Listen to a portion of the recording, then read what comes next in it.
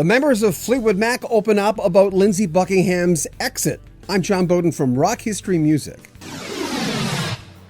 My first reaction when Buckingham was fired was, at least he's not dead. We've lost so many rockers, especially in the last 3 years.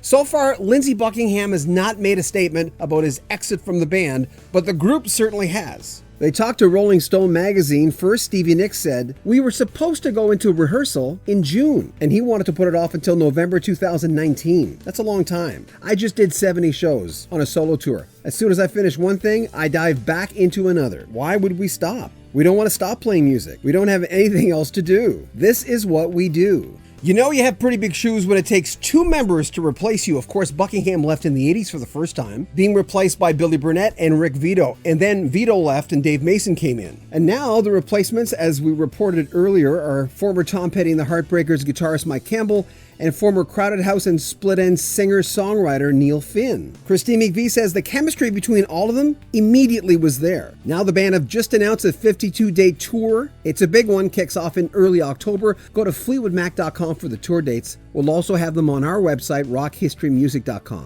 And it turns out the band does not like the word fired. First thing I thought of was conscious uncoupling from Gwyneth Paltrow. I don't know why that just came to mind. It kind of sounds like they had no choice but to let him go under the circumstances. Mick Fleetwood says, "Words like fired are ugly references, as far as I'm concerned. Not to hedge around, but we arrived at an impasse of hitting a brick wall. This was not a happy situation for us in terms of the logistics of a functioning band. To that purpose, we made a decision that we could not go on with him. Majority rules in terms of what we need to do as a band and go forward." When it comes to drama in Fleetwood Mac, there's a lot to unpack. Since 1967, they have seen Peter Green, Jeremy Spencer, Danny Kirwan, Bob Welsh, just to name a few, come and go. So they have shaken that Etch-a-Sketch a few times for a reboot. Mike Campbell says he was at his home in Kauai when he got the call. It was his 68th birthday, and we share our birthday. His birthday is on February 1st, so this has been brewing for a little while, going way back to Feb 1st. Interestingly, he said he was just thinking of what he was going to do with the rest of his life since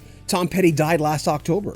As for Neil Finn, he said he thought his arena rock days were over, but he's always up for a challenge. Fleetwood Mac planned to rehearse for 2 months, 5 days a week, and Stevie Nicks says they're going to do stuff pre-1975 before she and Buckingham joined the band. Basically saying that Buckingham was not interested in doing the old Fleetwood Mac stuff. She said, "We were never able to do that since 1975 because certain people in the band weren't interested in doing that. Now we're able to open up the set with a lot. A raucous version of 1969's Rattlesnake Shake or something. I'd like to do Station Man from the 70s, which has always been one of my favorites. We're definitely doing 1970s Oh Well." Stevie Nicks says there are about 10 Fleetwood Mac songs hits that they have to play. But 13 of those songs in those shows will be older ones that are ready for the new lineup. Nicks adds, "This is sad for me, but I want the next 10 years of my life to be really fun and happy." Adding, "Our relationship has always been volatile. We were never married, but we might as well have been. Some couples get divorced after 40 years. They break their kids' hearts and destroy everyone around them because it's just hard. This is sad for me. I want to get up every day and dance around my apartment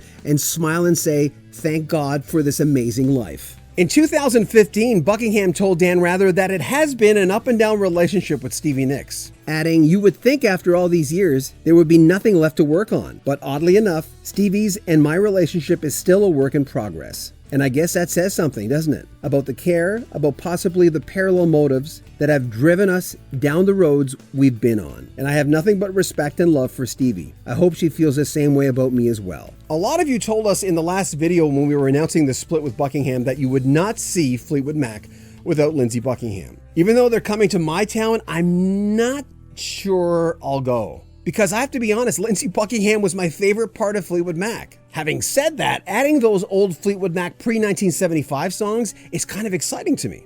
So we'll see. Also, we've started a swag store. It's small now, but it's growing by the day, where you can buy your own Rock History Music t-shirt, sweatshirt, or mug, and much more to come. We appreciate the support. Make sure you comment on our videos, subscribe to our channel, and share our videos. I'm John Bowden from Rock History Music.